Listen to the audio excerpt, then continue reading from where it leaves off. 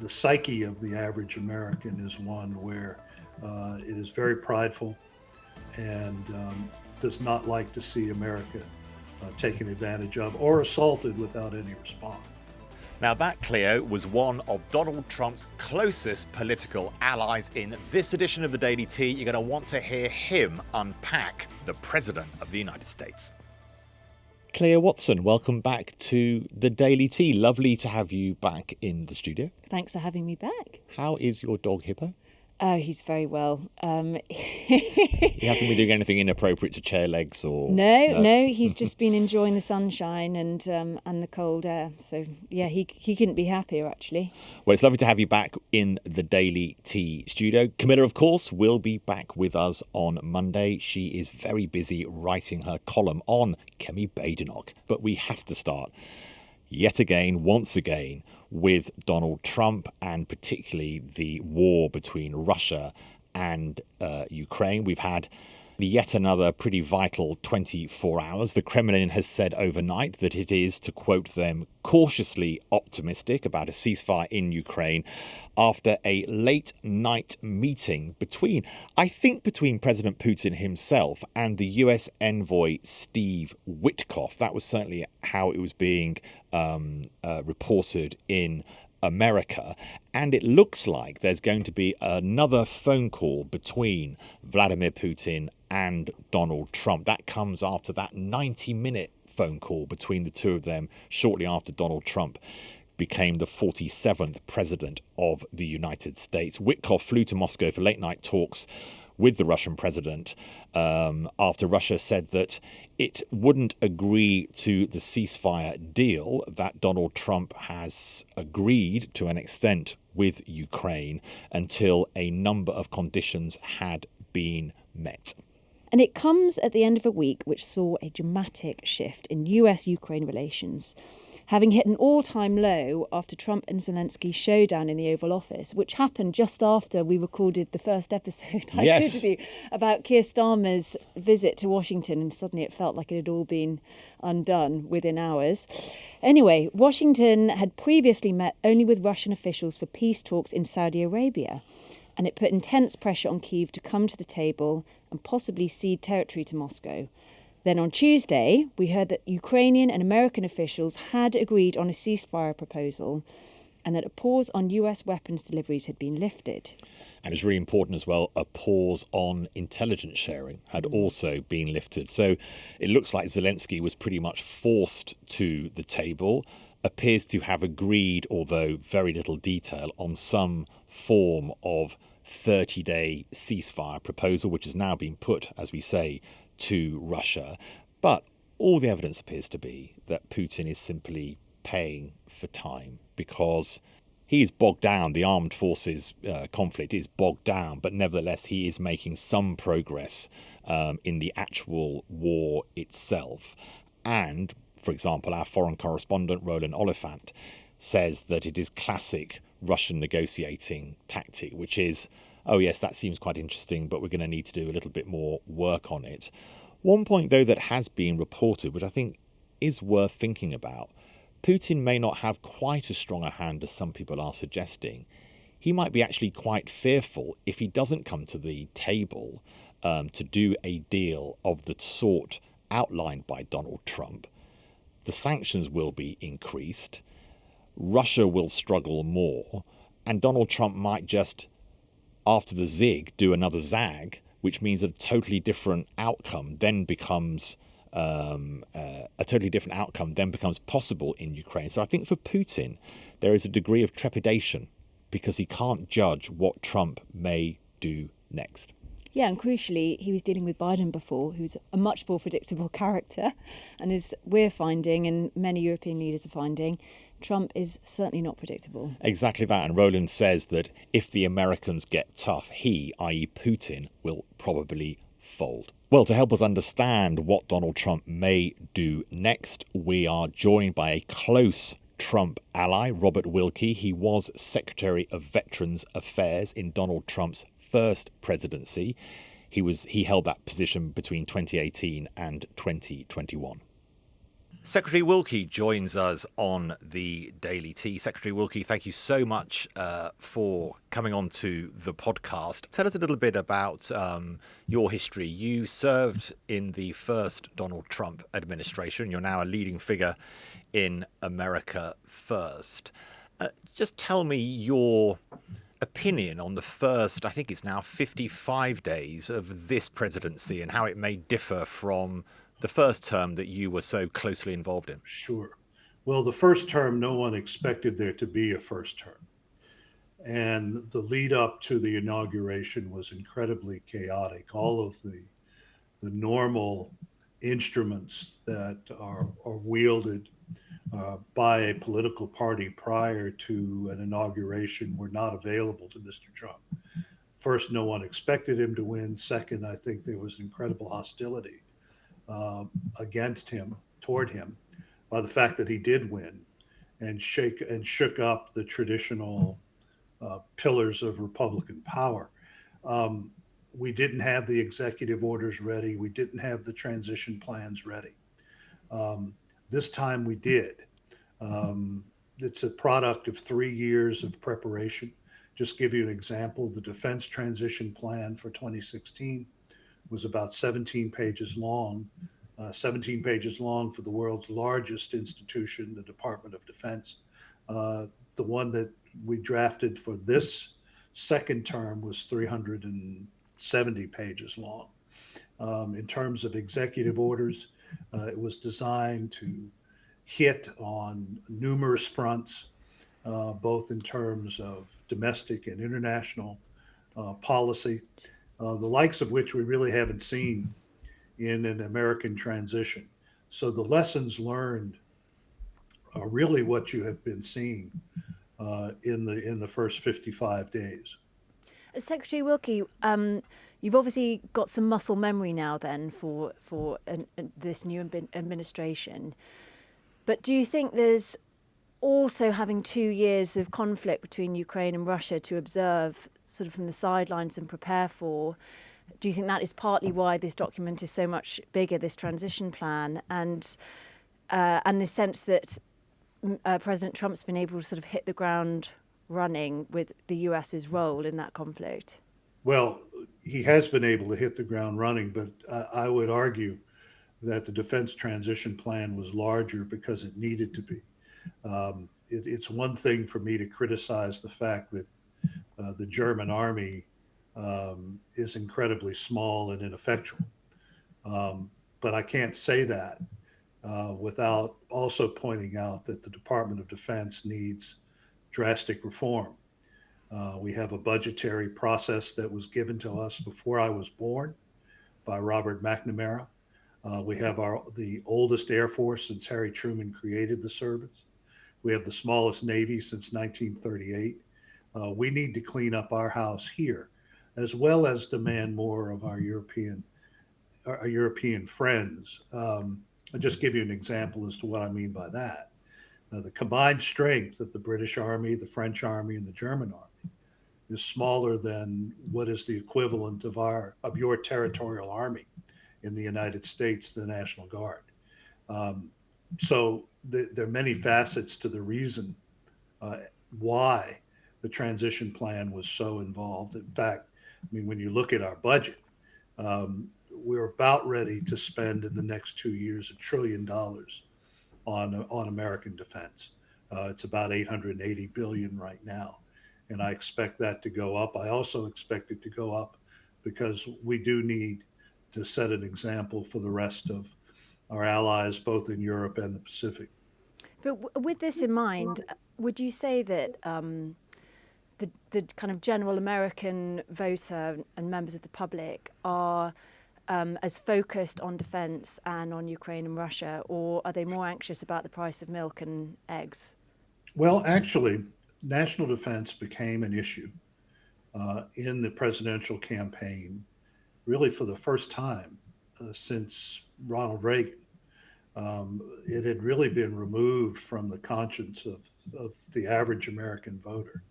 And there are several reasons. One, the fact that we couldn't defend our own borders. I mean, the numbers that we've seen come out in the last few weeks show that under Mr. Biden, between 15 and 18 million people crossed that border in 4 years.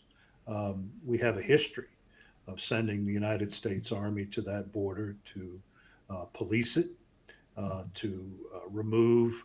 In fact, in 1916, before we entered World War I, the Great War, alongside the United Kingdom, Woodrow Wilson sent the United States Army down there because their version of the cartels at that time were raiding American towns, robbing American banks. And the American people somehow seem to remember that. And they see our military unable to respond. The other thing that hit them, and it's something that is that you all are familiar with, it's the notion that Americans were under attack, particularly in the Middle East, and there was no response from the Biden administration. The one thing that angers the average American voter is that if we are perceived to be weak, and I think Donald Trump played on that, and I don't think that's something in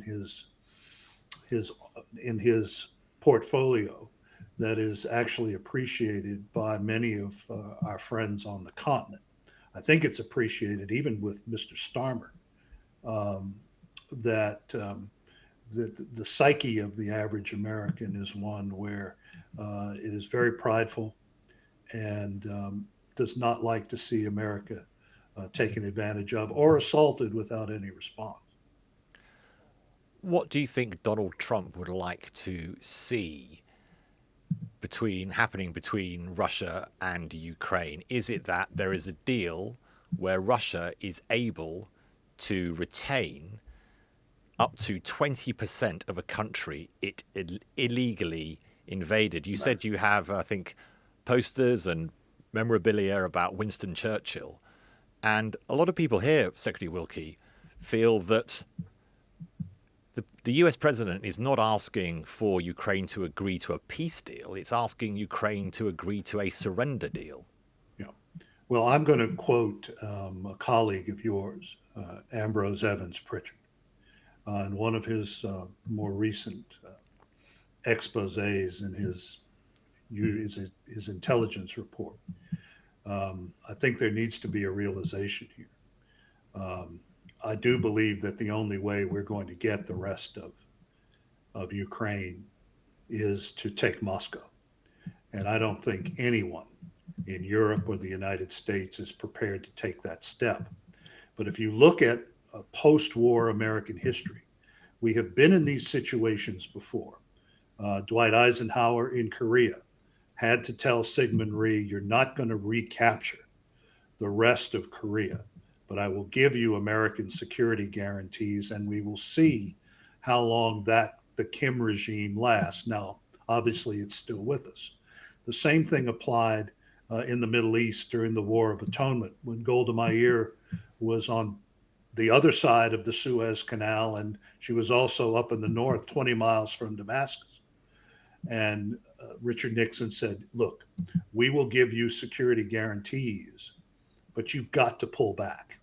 And then the last, and the one that is more relevant to the history of the United Kingdom, is what we had to agree to. Mr. Churchill and Mr. Attlee, as well as Harry Truman, had to tell the Germans, the ones that we were dealing with after the war in the form of Konrad Adenauer, that you're not going to be able to take the rest of Germany proper.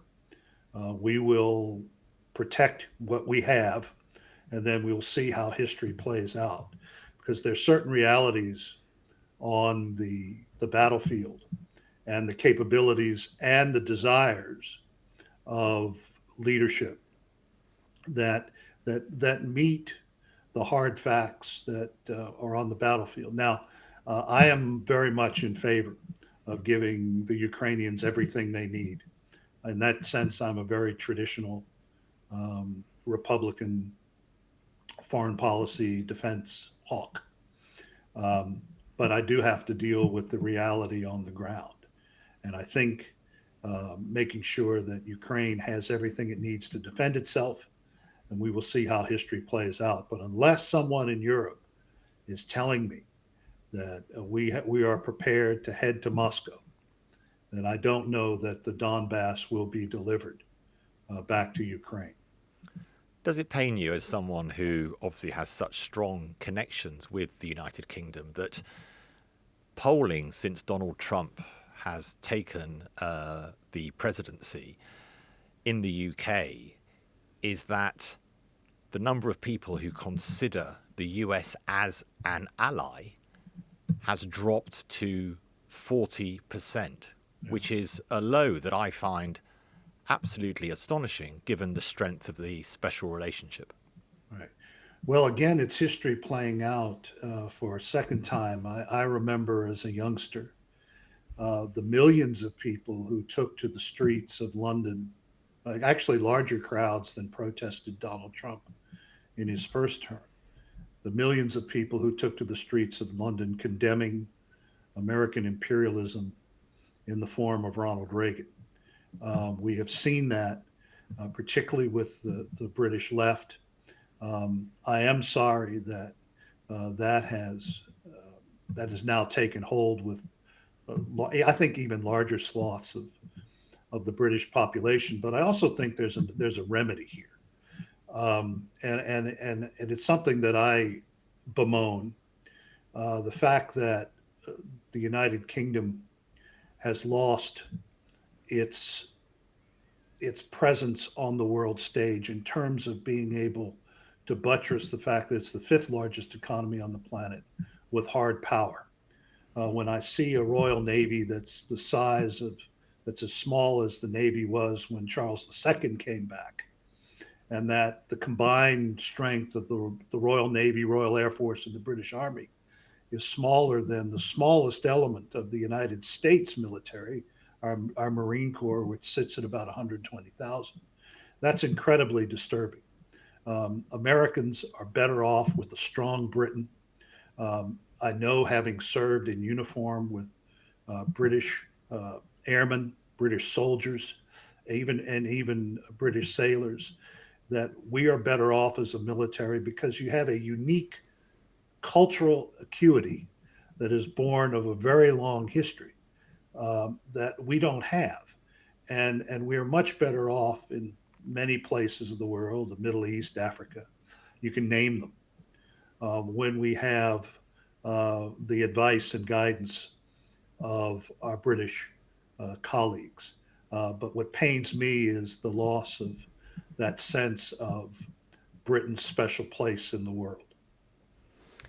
Secretary Wilkie, you're quite right. I mean, we feel, obviously, this is the feeling in Number 10 as well, that we need to get our defences in order. But as ever, it comes down to domestic issues, certainly for the Prime Minister, and he's been making some interesting announcements this week on red tape and so on. But I'm quite interested in what's going on domestically in the United States at the moment, in the sense in the Republican Party on the Hill and amongst voters more generally about President Trump's moves on tariffs, which obviously haven't quite percolated here. But is this some of the short-term disruption that the president talked about? And what does that mean domestically for him, and certainly with his approval rating? We can take a bit of a guess at what Brits might think about it, but yeah, we're interested in Americans and obviously specifically his own party. Right. Well, look, I'm not an expert on tariffs, but I will go back to the cultural similarities between the United States and the people of Great Britain. We have an innate sense of fair play, and that is something that strikes at the heart of the American conscience. And what do I mean by that?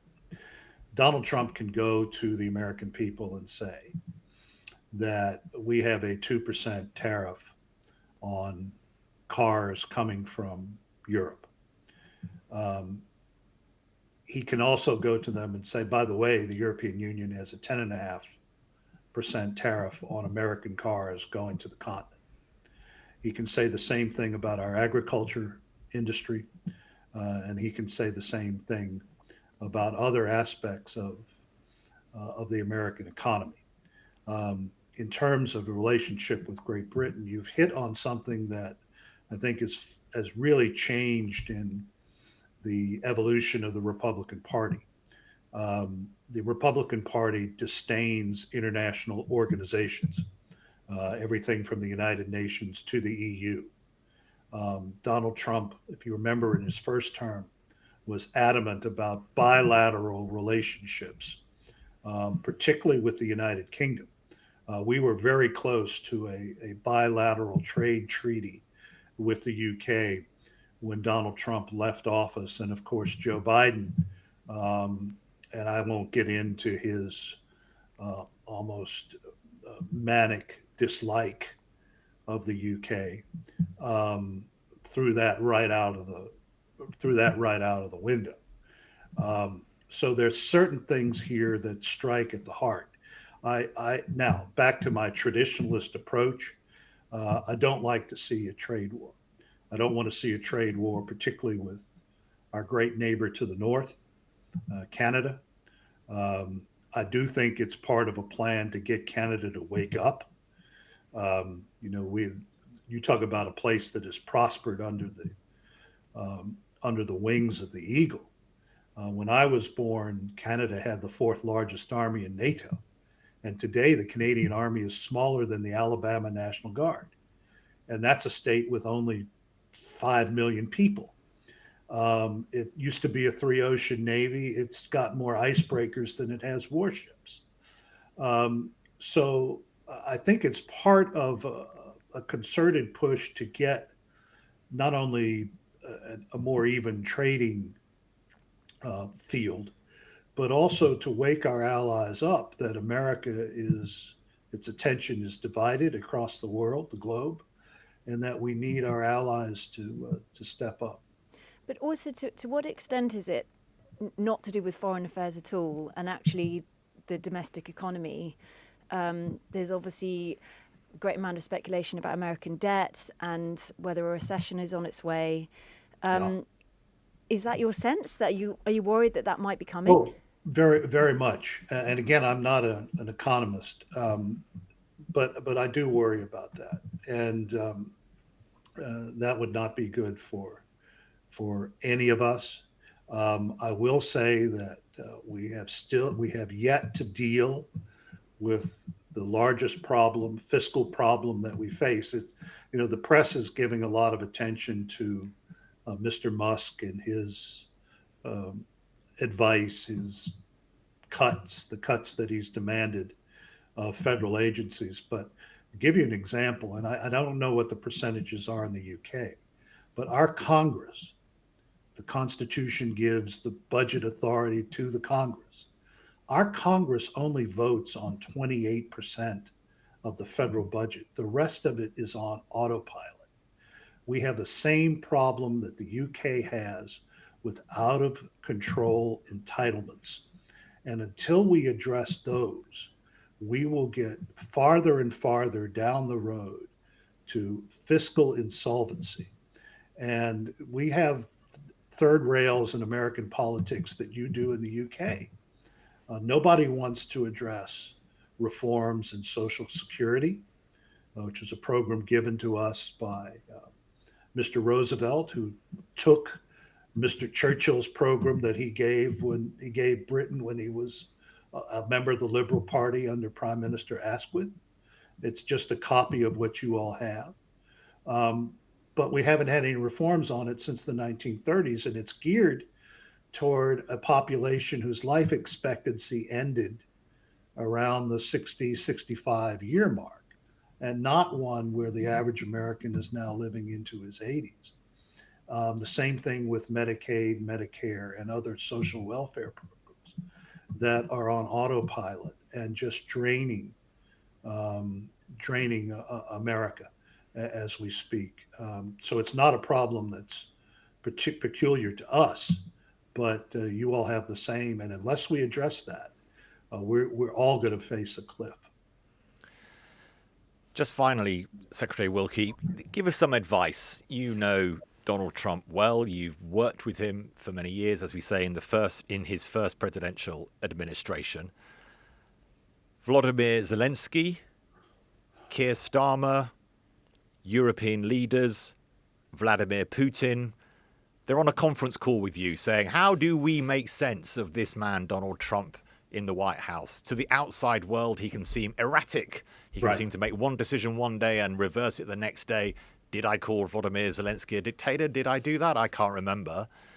How on earth should world leaders approach Donald Trump? Give us an insight into how he operates. My argument has been, and it's challenged actually, that there is a strategy in the sense of chaos. But I just wondered how you saw it from being a much closer observer. Absolutely. And I'll give you an example from my own recent experience with a great ally across the channel there in Paris. A very senior French military leader was very upset and cornered me and said, how could the President of the United States say if European nations don't spend more on defense, the Russians could have them? And I said to this general, who was an intelligence officer, you failed your first mission as an intelligence officer. You didn't read the man's book. And his book in that first chapter is details on how in negotiation, you first throw out something that's so outrageous that it staggers the other side of the table so that you now control the debate. And I think that's part of the Trump conundrum that most do not understand. But let me give you another example. I think, another idea. I think we need, leaders in Europe need to look at the first Trump term. Look at what happened with Russia. Donald Trump broke the Russian economy. Sanctions, flooding the world market with American energy that prevented Putin from spending the proceeds from $100 barrel oil on his regime. Russians got too close to American troops in the Syrian desert, and 300 of them disappeared in a red mist. So Zelensky and Trump have something in common. They're the two leaders who've killed Russians.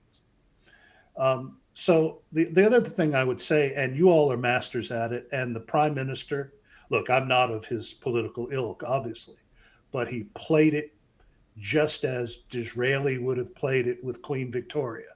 He brought to the President of the United States an invitation from the King of England. And he understood that with Trump, the politics is personal. And I think for the leaders of Western Europe, that is the key. I think the Prime Minister has gone in that direction. I think to the benefit of the UK. I think you'll find with, say, Giorgia Meloni, she understands that. And the more they can talk to him, I think the better the case is for understanding where America is going. And what I think our European friends do not understand, that we are now beginning a glide path where we increase our defense budget. We're going to be doing the mundane things that Europe actually wants us to do, and that is produce artillery shells, precision-guided munitions. I mean, we can't go along any longer with the unit that my father was a liaison to, the Royal Regiment of Artillery, which if it was engaged in a Ukraine-style fight, it has enough artillery ammunition for a day and a half. The UK cannot sustain that, and the rest of Europe, at least in the west part of Europe, is worse.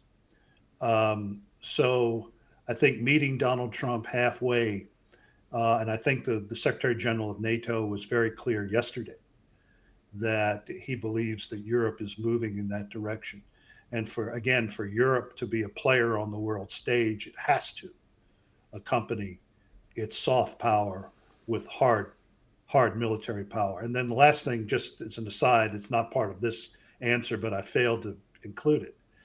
I don't think we in the United States would appreciate being lectured by particularly Berlin and Paris about not doing enough for the Ukrainians when the EU, since Britain departed, has spent twice as much money buying Russian oil and gas as it is spent in giving loans and aid to Ukraine. Because the EU, at the same time it's talking about America not doing enough, is actually fueling the Russian war machine. And I think you'll see with Trump and our energy policy, we're going to give the Europeans the opportunity to buy American natural gas, buy American oil, and really put Putin in his place. Do you think the energy exchange might come to replace his position on tariffs at the moment? So perhaps he can be persuaded to talk himself down on 200% on European alcohol, for example, in exchange for Europeans buying. Right, and this goes back to what you both mentioned earlier. Trump's statements are always the beginning of a conversation. And I think he wants to have that. I mean, the first executive order drafted for this administration was about American energy independence. Putin was able to fuel his war economy, as I mentioned, with $100 a barrel oil under Joe Biden, because Joe Biden stopped American energy production. When oil was $40 a barrel or less in the first Trump administration, Putin didn't make a move. And as Con Coughlin talked about in your pages, his economy is now bordering on becoming a basket case.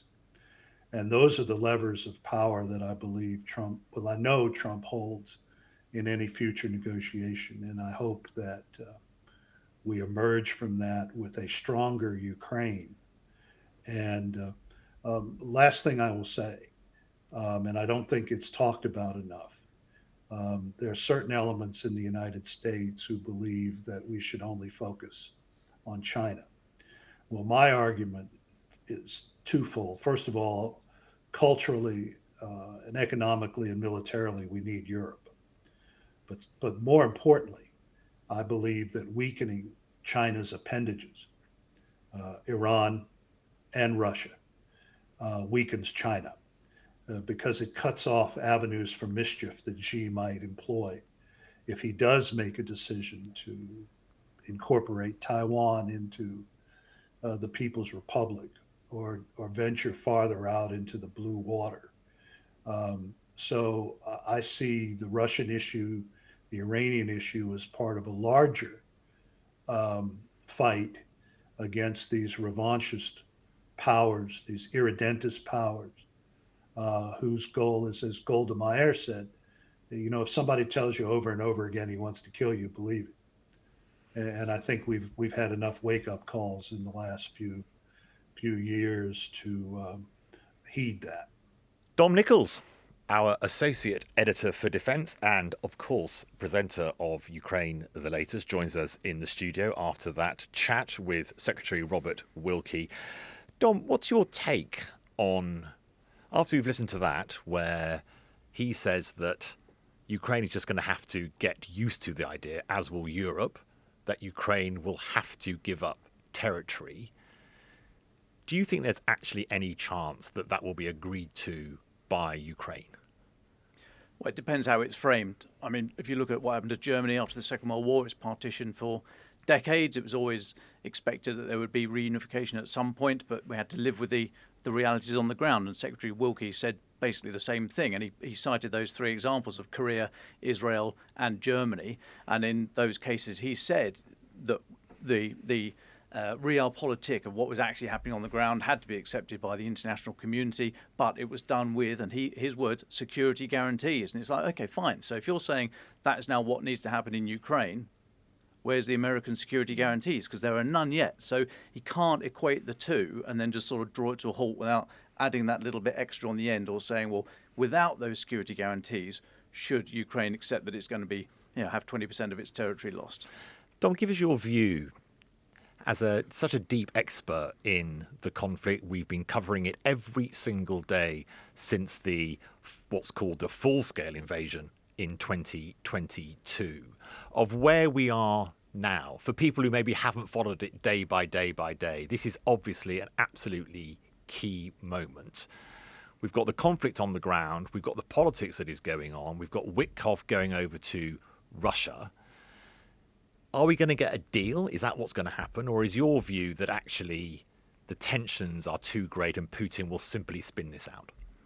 Well, Putin will spin it out. I think there will be a deal simply because Donald Trump wants a deal. He has to have a deal. He wants his headline. He doesn't actually care what that deal is, as long as he can say he's got a deal. It might not be a deal that's very good for Ukraine or that anyone in Ukraine particularly wants, but it will almost certainly be imposed upon them if it's not one that they are quite happy with to start off with.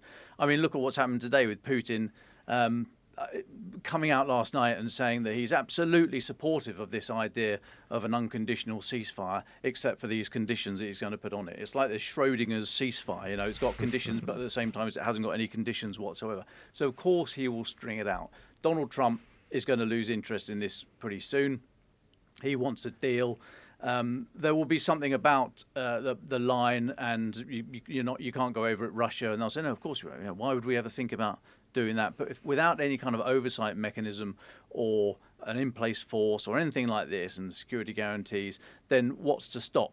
What is to stop Putin coming back in a few years' time? I mean, that's a question that Donald Trump is never going to answer, because he's going to say that he's going to make the best deal of all time, and why would Putin need to come back in a few years' time? So I think there will be a deal. I think it will probably be a bit shonky, but then most deals are. Neither side is particularly happy, but the way it's being played out at the moment, Putin doesn't want a deal right now, so he's stringing it out. He also has no interest whatsoever in negotiating with Ukraine and with Zelensky. He wants to negotiate with Donald Trump to try and pretend that Russia is a great world power again. I mean, it's showed itself, as much as it claims to be the second best army in the world. Right now, it's shown itself to be the second best army in Russia. It still hasn't cleared out the Kursk pocket. But it wants to sort of portray this idea they're not going to deal with little old Ukraine. They'll just deal with the United States because we're the global powers, and that's where the big boys sit. So, he's keen to string it out for as long as possible. He will play to and pander to Donald Trump, press all the buttons that he knows he needs to in order to get something that is just good enough for now. The eye of US will move elsewhere, and Donald Trump can, Vladimir Putin, can just rearm. I was quite interested. I can't remember what I was reading today, somewhere on the Telegraph website, about how one of kind of the things that Trump is holding in his pocket for Putin is that he can have a seat again at the G7 table and he can be kind of welcomed back into the fold. But one of the things Secretary Wilkie was saying was that Republicans, and Trump included, are quite disdainful of those kinds of international organisations. So with Trump's interest in kind of bilateral relationships and Putin wanting to speak to Trump exclusively, are the rest of us just quite irrelevant? Obviously there's this idea of Europe having to step up and increase our defence budgets and be willing to put boots on the ground, and we'd love to hear about your trip to Paris and what you picked up from that. But is this really going to boil down to Trump and Putin speaking to each other, and Zelensky essentially just having to agree to what he can get? Yeah, I think so. I really do. I mean, Trump is not interested in international bodies and groups and alliances in any other way than a transactional, what does the US get out of it right here, right now? I mean, it's simply, he might be dimly aware in a sort of conceptual way of second and third order effects and stuff that might happen down the line. But if he is aware, he just doesn't care. He wants the deal now. He wants that thing right now. And if it comes with chaos afterwards, well, great. Then he has a second bite of the cherry because he'll solve the chaos. He just doesn't think that far down the line. So, yeah, I don't think he really cares about NATO. Some of the comments he's been making show that. I mean, just yesterday he had the NATO Secretary General Mark Rutte in the Oval Office, and he was talking about taking Greenland.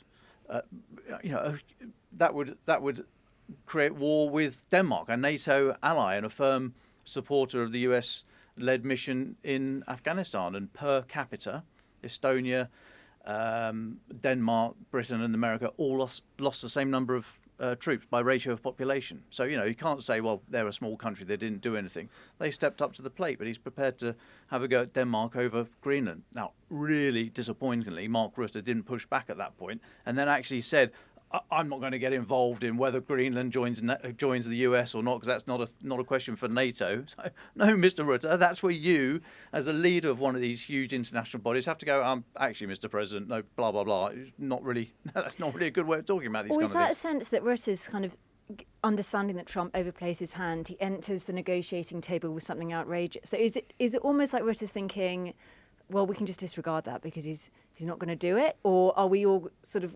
ghost walking into a kind of Trumpian world order where suddenly he's going to be land grabbing? Well, and so interestingly, the MAGA cry of we don't want any more foreign adventures, we don't want any more foreign wars, but we're going to pick a fight with Panama and Denmark straight out of the blocks. I mean, that's a great way of saying you're America first. You're not actually looking to go and cause chaos overseas. Is it the new Trumpian world order? Possibly. As Secretary Wilkie says, his negotiating tactic is to get a large rock, bung it in the pond, and then there's loads of ripples, and we all react to the ripples, and Trump tries to sort of claim that he can calm down all the ripples. And, that's the way he does business. So, yeah, I think this is the new Trumpian world order. The idea, I think the answer to that is not to respond to the ripples, to just hold your line, hold a firm line, which Mark Rutte didn't really do yesterday, and say that we're part of an alliance. This is what the alliance is based upon. This is what we stand for as a country. I mean, not talking specifically NATO now, and just hold that line and put up with the brickbats. Okay, you have to step up and pay the 2% NATO, which was only ever a guideline, but it should have been much more than that, and it should have been a firm commitment. But yeah, so Donald Trump is stop clock territory. He tells the correct time twice a day. On defence and security, he's largely correct, but there's a lot of chaos and noise for the other, 23 hours, 58 minutes. Yeah, I think Rutte would be just trying to avoid a Zelensky moment. I think that's the thing. When you go into that room, what you don't want is to get into a shouting match with Donald Trump and J.D. Vance. Dom, you went to Paris this week for an emergency security summit. You met the Defence Secretary, our Defence Secretary there, Jonathan Healey. But before we get to what Jonathan Healey was speaking about, just tell us what that summit was about and what it was like to travel there and listen to how Europe is thinking about responding. Yeah, so this was this new mechanism called E5, which is the big defence nations in Europe. So Brits, French, Germany, Italy and Poland. So the defence ministers were there. It was formerly called the Paris Defence and Strategy Summit, I think. But essentially Snappy. this E5, yeah, exactly, really, really snappy. The E5 is co-led by France and UK, because we're the nuclear powers. This was in Paris, so Sébastien Lecornu, France's defence minister, he took the lead on it. And this is to knit together what this coalition of the willing is all about. These emerging ideas of what kind of security guarantees could be offered to Ukraine post any kind of conflict. And in the event of the US being there with heavy metal, then that's going to take European nations and possibly some others. Australia would be interested, New Zealand probably. They're Five Eyes nations. To put a hard conventional force in country. So this was the political side of it. On the Tuesday, there'd been 34 military heads of service. So our Chief of the Defence Staff, Admiral Sir Tony Radakin, he was there with another 33 military chiefs. They were doing the kind of show and tell of, right, how many jets have you got? How many ships have you got? Who's going to do what? That's the kind of nuts and bolts. And that gives the room then for the politicians on the Wednesday, when I went there with John Healey, to actually talk about, well, what might this thing look like? And so it's a constant conversation between the defence and the politics side of it. But the summit itself was very much the political side. As expected, they didn't come out and say, right, here's the big shopping list, this is what we got. I don't know if they've even got that far. This is a very fluid, dynamic situation. So they're kind of feeling their way through it. But what it was, there was very little specifics, but it was all sort of big hand, small map, as we used to say in the army, just nice sort of, lots of glowing, warm words. And it all sounds good. It's all going in the right direction. There were no specifics for us in the public forum. Whether they were behind closed doors, I don't know. I doubt it at this juncture. It was only the third such meeting, but they're already lining up the next ones. We've got a big meeting here on Saturday in London hosted by Keir Starmer. That's not part of the E5 process, but there's a lot of diplomacy going on right now. But it's from that group that will emerge the shape of this coalition of the willing, whatever it's going to be. And John Healey was asked directly about whether Putin's view that Western boots on the ground is a red line should be accommodated. Let's just hear what he said about that issue. Well, first of all, Putin isn't even negotiating yet. So he's in no position to lay down red lines on that. The negotiations haven't started. The jury's still out about whether he's serious. And that's why I said today, look, the pressure is on Putin. And the task for President Trump is to bring Putin to the negotiation table, as he said he would, because that's the only way we're going to secure peace. And we are all throwing our weight behind this opportunity that only President Trump could have created. And yesterday was a really important step in that push for peace. We're doing our bit. We're doing our bit to prepare the European leadership, potentially involving a number of nations beyond Europe, to continue to stand with Ukraine after a ceasefire, just like we have 3 years during the fight. John Healey there. Dom, as he says, Putin's not actually negotiating at the moment. There is still a war going on, which can tend to be forgotten when you have all this political noise outside the battlegrounds. What's actually happening on the ground? And is Russia wanting to spin this out for as long as possible because it is taking territory or taking back territory day by day? A little bit of all of that. So there's not an awful lot happening on the ground at the moment. Russia is slowly pushing Ukraine out of Russian-held territory around Kursk, but they're not there. They're not all out yet. Ukraine still holds some ground inside Russia, which is why Putin's not going to agree to any ceasefire anytime soon until they are out. That has come at some cost to Russia. They've been making slow incremental advances for the last few months down in the Donbass, occasionally elsewhere, but pretty much nowhere other than the Donbass. They've been slightly reversed in the last few days. Ukraine's been pushing back there. But I mean, this is all micro stuff that only if you're looking at it every single day, do you notice a few hundred meters, a kilometer here or there, that the line shifts. Essentially, the line's going nowhere. The big thing from the last 6 months was that incursion into Kursk that is slowly being pushed back. But that's on the ground. But war is much bigger than that. I mean, in the maritime domain, so the Black Sea is still very much a contested space. Russia cannot operate there with any sort of impunity or safety. It keeps having its ships whacked, keeps having helicopters shot down by drones. For the first time ever, we saw a maritime drone bobbling along in the water and then shooting down a Russian helicopter. So the Black Sea is still very much a contested space. And then in the air, Russia is still not flying with any confidence over Ukraine, very rarely flying over Ukraine at all. They're flying inside Russia, launching glide bombs from there that can go 20 or 30 miles and, pick a hospital, it'll land probably near it because these things are so unguided. But Ukraine is conducting long-range attacks. Last night, again, another long-range attack on Moscow, on oil and gas facilities hundreds of miles away behind the lines. So again, the air domain is still very much contested.